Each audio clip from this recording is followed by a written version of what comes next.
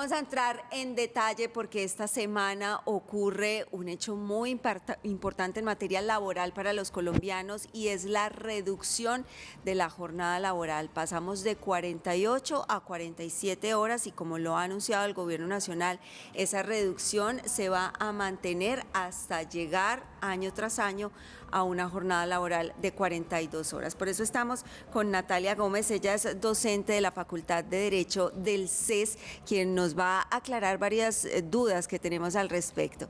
Natalia, bienvenida, gracias por estar en Consejo de Redacción. Muchas gracias a ustedes y saludos a los televidentes. Bueno, profesora, una de las primeras dudas que se presenta por parte de los trabajadores y es si esta jornada también va a implicar reducción en las prestaciones sociales y en todas esas obligaciones contractuales que ya están adquiridas. ¿Eso cómo va a aplicar? Bueno, el 15 de julio no solamente se paga la quincena, sino que empieza a aplicar la Ley 2101-2021 con la reducción de la jornada. La misma norma tiene consagrado que los empleadores deben respetar todos los derechos adquiridos y tienen que respetar también todas las condiciones laborales. Eso implica que no puede disminuirse ni el salario ni las prestaciones sociales que tienen derecho los trabajadores. Y esas garantías, pues, están dadas porque la ley solamente lo que hace es plantear una reducción de la jornada que nos va a permitir a los trabajadores conciliar la vida laboral con la vida personal y la vida familiar, pero también en sentidos, pues digamos desde el ámbito empresarial, le impacta en la productividad. No siempre un país cuando tiene una jornada extensa es productivo. Por eso Colombia asume este reto de los organismos multilaterales que nos han indicado que la productividad puede verse mejor reflejada cuando tenemos una jornada más corta, pero que tenemos también la posibilidad de conciliar la vida personal. Profesora, recordemos ese cronograma que se ha establecido porque tenemos reducción de 1 hora desde este fin de semana, pero el próximo año se viene otra reducción y paulatinamente lo vamos a tener hasta llegar a las 42. Hay un impacto global, ¿sí? Y hay un impacto que tiene que darse también de forma gradual, o sea, es para todos, pero también es gradual. Este año, a partir del 15 de julio, tendremos la reducción de la jornada a 47 horas, el próximo año 46 horas y a partir del siguiente año 2 horas hasta llegar a los 42. ¿Qué quiere decir? Que al 2026 ya tenemos las 42 horas que establece la norma como jornada máxima. Profesora, dos temitas prácticos. El 15 comienza la medida. Los trabajadores podrán decirle a su empleador de qué forma pueden reducir la hora, es decir, mire, yo puedo salir 15 minuticos más temprano cada día y si me ajusta la hora, o el patrón tiene la autonomía de decir, ¿es así o asá o es concertada? Esa es la primera pregunta. Y la segunda, que hay varios clientes preguntando si también se aplica para el sector público esta medida. Muy bien, bueno, esta norma es una norma que modifica el Código Sustantivo del Trabajo.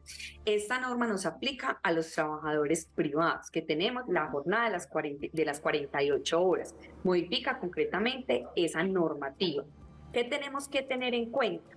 La norma prevé una distribución de común acuerdo, pero sí tienen en cuenta unas premisas que todos los trabajadores y los empleadores tenemos que considerar.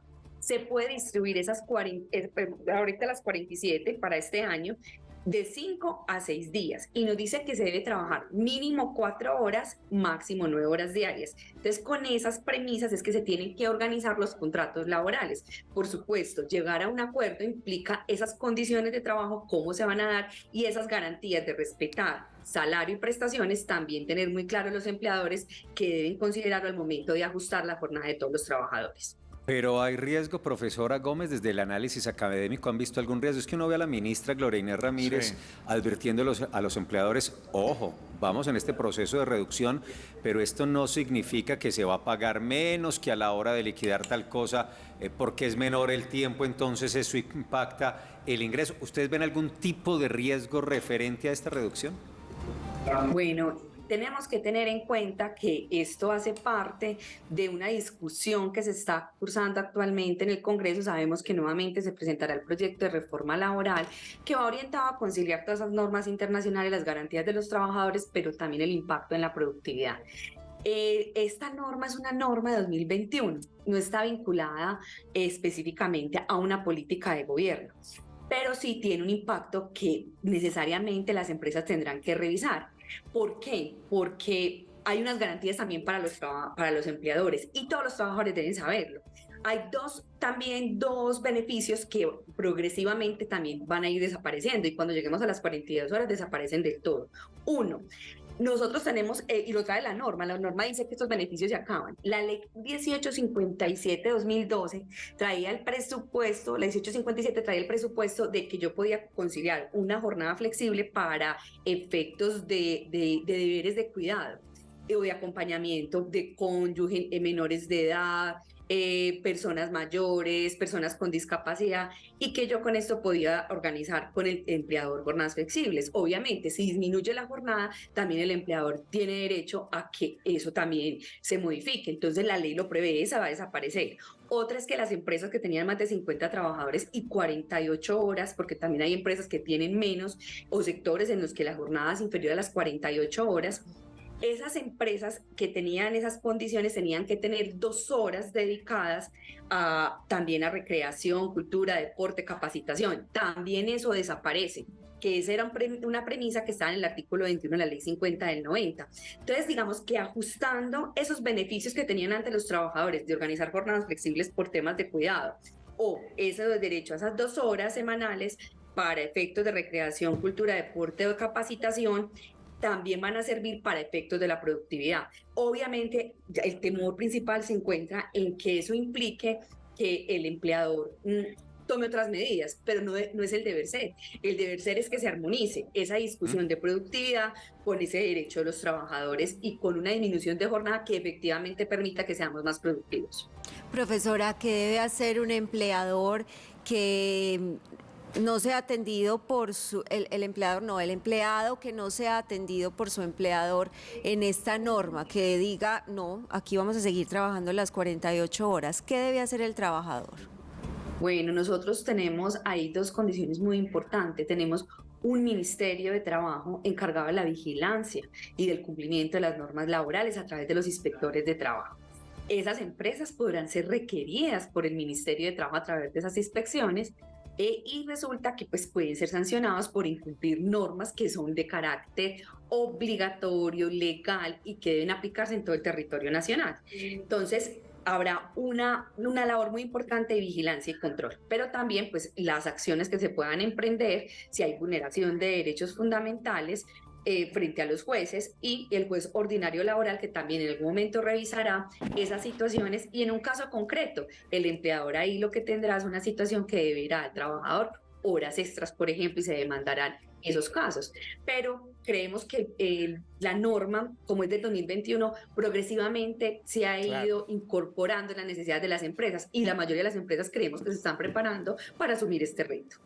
Y ya hay empresas, profesora, que se han adelantado un poco a la normatividad y han generado la reducción de esas jornadas. Y justamente ayer la ministra de Trabajo decía, las empresas que quieran de una vez bajarlo a las 42, pues bienvenidas. La norma lo trae. La norma lo permite. Y tenemos que decirlo, ni siquiera es una cuestión que lo promueva concretamente el ministerio, sino que la norma dice, si usted empresa quiere acogerse de una vez, y muchas lo han hecho, y también hay reflejos de productividad, que esto nos van a permitir, por ejemplo, desde la academia hacer investigaciones de cómo en Colombia realmente esto tenga un impacto o no para la productividad como en otros países. Es un cambio cultural. Yo creo que también nosotros como trabajadores tenemos que empezar a hacer ese cambio cultural. Si hay un beneficio, también nosotros cómo retribuimos a la empresa y en servicio de la productividad a que realmente esto sirva para todos, que tenga un beneficio para todos de bienestar, pero también de productividad. Oiga, doctora, esta ley tiene a todo el mundo conversando. Una señora me dice, vea Juan, yo ya hice un acuerdo con mi empleador, como son 4 horas mensuales, eso me daría 48 horas al año, entonces mi empleador me va a dar una semana al año más de vacaciones. ¿Cómo la vio?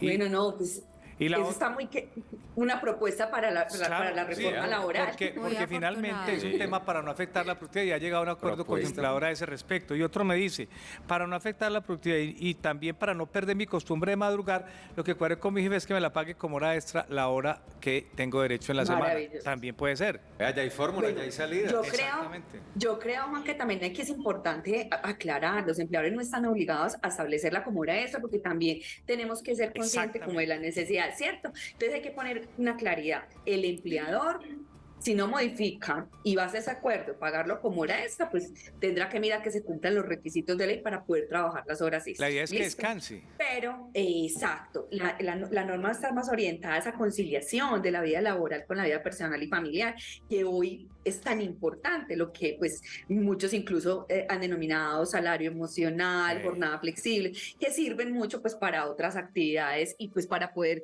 incluso estar más con mayor disposición y con mayor ánimo de contribuir como al crecimiento de las empresas. Nosotros también tenemos que empezar esa cultura de que todo tiene que contribuir al crecimiento económico de las empresas, porque así también contribuye al país y a que nosotros tengamos realmente empleo, porque también hay otras realidades y es el tema de desempleo en Colombia, de informalidad, que tienen que irse articulando con estas nuevas políticas de bienestar. De eso se trata precisamente. Profesora Gómez, muchas gracias por explicarnos y acompañarnos esta mañana. Buen día.